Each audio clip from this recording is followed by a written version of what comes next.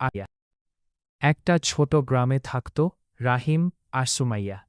দুজনেই ছোটবেলা থেকে একসাথে স্কুলে যেত।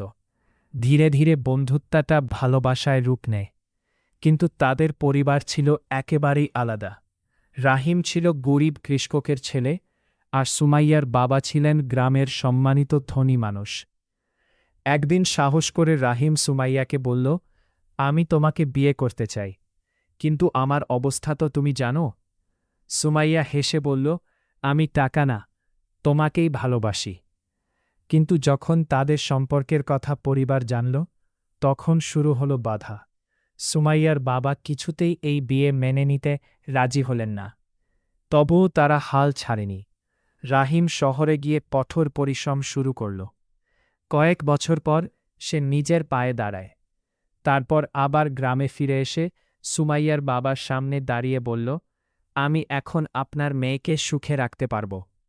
রাহিমের পরিশ্রম আর সত্যিকারের ভালোবাসা দেখে অবশেষে সুমাইয়ার বাবা রাজি হলেন না।